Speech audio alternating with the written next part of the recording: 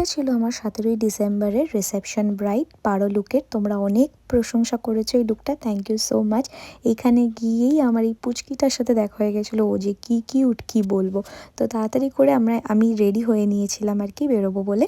তো ওখানে আমার হেয়ার স্টাইলিস্ট অলরেডি পৌঁছে গেছিলো এবং যথারীতি ওখানে গিয়ে আমি লাইট ফাইট সেট করে অপেক্ষা করছিলাম ব্রাইডের জন্য, এবং ব্রাইডের আসতে লেট হচ্ছিলো। তখন 3:33 বাজে, তখনও ব্রাইড আসেনি। তো ফাইনালি এসে গেছে আমাদের মিষ্টি ব্রাইড, এবং তোমরা তার বিফোর লুক দেখে নিলে। এবং এটা ছিল মেকিং টাইম। মেকিং টাইমটা আমার কেন জানি না খুব ফেভারিট, আমি ক্যাপচার করে রাখতে খুব খুব ভালোবাসি। তোমরা এই টাইমে অনেকেই ভয় পেয়ে যাও যারা ফার্স্ট টাইম মেকআপ করো, but please trust the process. এবার বলো স্কিনের বেসটা কেমন লাগছে। হ্যান্ড অন এয়ার ব্রাশের আমি দিদিকে করে দিয়েছিলাম, আমার তরফ থেকে গিফটই ছিল। আমি খুব চেনা জানা ক্লোজ বলে আমি যে রেঞ্জে করি সেই রেঞ্জের থেকে অনেক কম রেঞ্জে আমি দিদিকে হ্যান্ড